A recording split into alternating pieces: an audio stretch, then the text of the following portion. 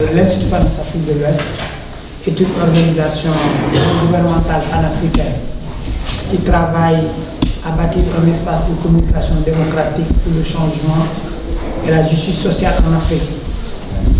Donc nous avons au moins 4 portes d'entrée thématiques.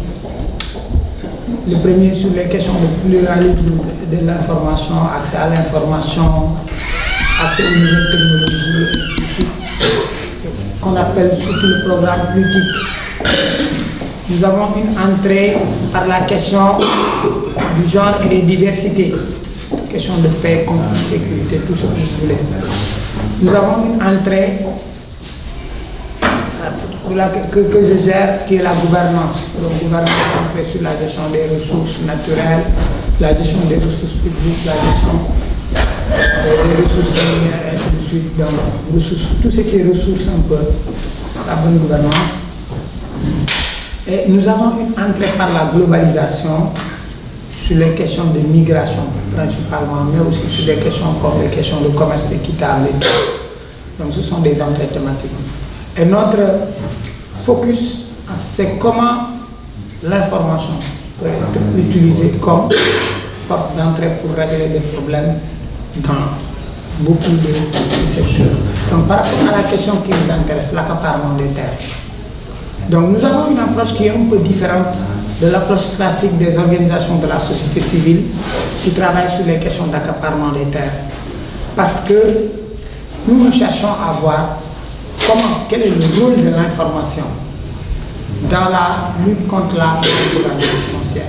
Et donc on essaie d'utiliser les médias, c'est-à-dire de favoriser l'utilisation à bon escient du rôle des médias dans le contrôle citoyen. Et nous le faisons à 2 niveaux distincts. Donc au Sénégal, nous avons pu, par notre travail, comme on a 5 minutes, je vais attaquer directement le problème. On a pu par notre travail au niveau local d'abord. Il y a un travail qui se fait, qui est différent du travail qui est fait au niveau national. Je vais prendre 2 cas. Nous avons au nord du Sénégal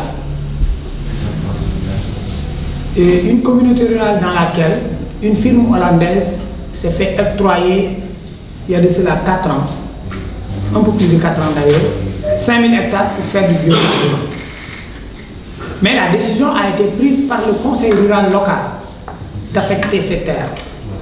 Et donc nous, ce qu'on a fait, on a utilisé la radio locale, on l'a formé, on a formé les acteurs pour qu'ils ouvrent un débat au niveau local pour faire changer la situation.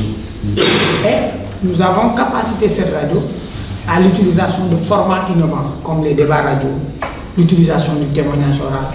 C'est-à-dire comment faire en sorte que les populations soient suffisamment informées pour vraiment faire de ce problème leur problème. Et donc, dans les débats avec ces radios, les gens se sont rendus compte que d'abord il y avait un problème de violation de la loi que les populations pouvaient utiliser pour faire invalider la décision. C'était que la firme hollandaise était restée 3 ans sans mettre en valeur. Donc elle a violé la loi, on devait la désaffecter.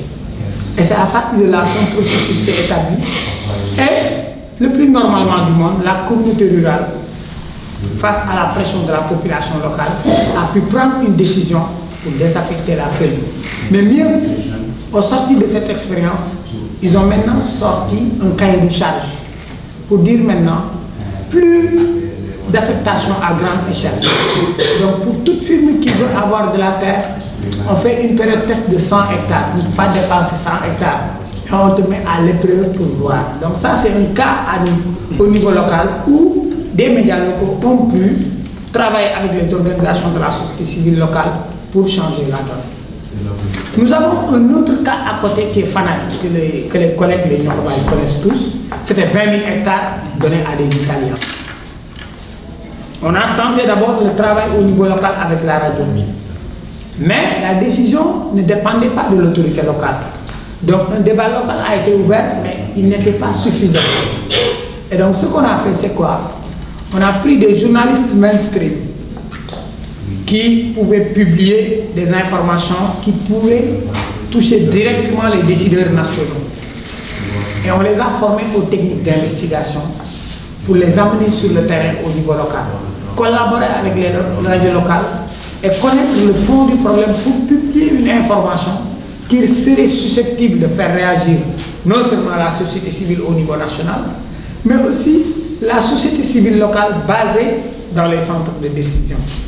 Et donc quand ces investigations ont sorti, nous avons vu, ça a boosté la mobilisation de la société civile et cela a débouché sur des affrontements au niveau local qui ont poussé l'autorité nationale à prendre une décision pour annuler l'affectation des 20 000 hectares. Vous voyez donc comment la relation média-organisation de la société civile, tant au niveau local que national, peut permettre de susciter ou de provoquer un début de changement. Sauf que le problème n'est pas encore résolu parce que l'État a déplacé le problème. Il a annulé la décision à Fanaï, mais il est parti dans une autre localité pour affecter 26 000 hectares à la même ferme. Et donc c'est vous dire que le combat, c'est un combat continu et il faut qu'on arrive ensemble au bout des discussions. C'était justement pour vous montrer ce que nous sommes en train de faire dans le truc.